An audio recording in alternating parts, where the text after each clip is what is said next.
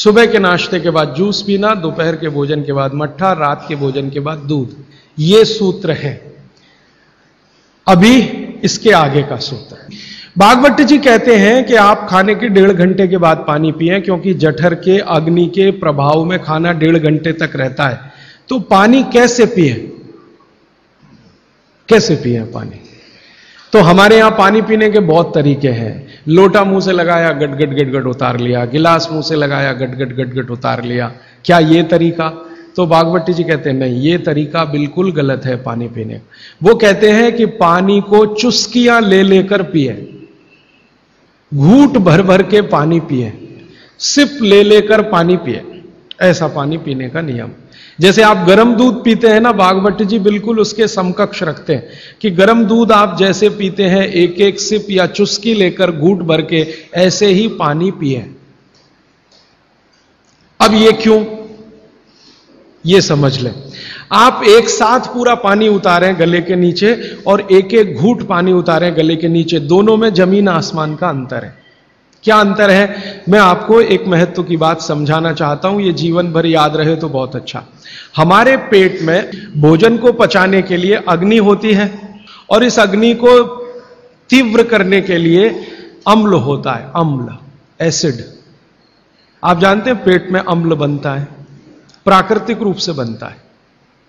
अब पेट में तो अम्ल बनता है, और भगवान ने ऐसी व्यवस्था की है कि पेट में अम्ल दिया है और मुंह में क्षार बनता है, जिसको लार कहते हैं आप, लार, स्लाइवा, सेलिवा, लार, लाला रस, अलग अलग नामों से आप जानते हैं।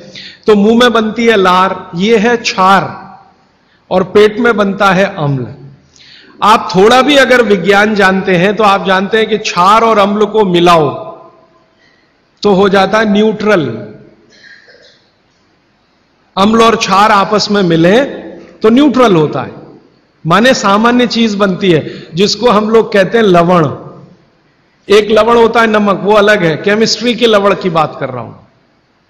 तो अम्ल और क्षार आपस में मिलते रहे तो न्यूट्रल होते हैं। अम्ल का मतलब है जिसका पीएच 7 से कम है, और क्षार का मतलब है जिसका पीएच 7 के आगे है, और न्यूट्रल का मतलब जिसका पीएच 7 है। ये जो पानी है ना, पानी, ये ना अम्ल है ना क्षार है, ये न्यूट्रल है।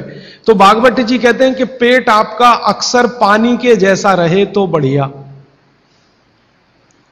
और जिनका पेट पानी के जैसा, माने पेट की अम्लता ना बढ़े और पेट का क्षारपन भी ना बढ़े, पीएच 7 के आसपास रहे, तो भागवत जी कहते हैं ऐसे व्यक्ति को 100 से ज्यादा वर्ष जीने की पूरी गारंटी है, बिना एक भी दवा खाए और बिना चिकित्सक के पास जाए।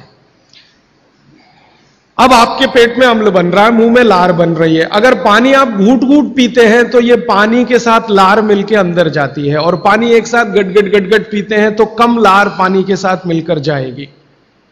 ये लार बन रही है अंदर जाने के लिए, बाहर निकालने के लिए नहीं, क्योंकि अंदर पेट के अम्ल को शांत रखना है, इसके लिए क्षार है।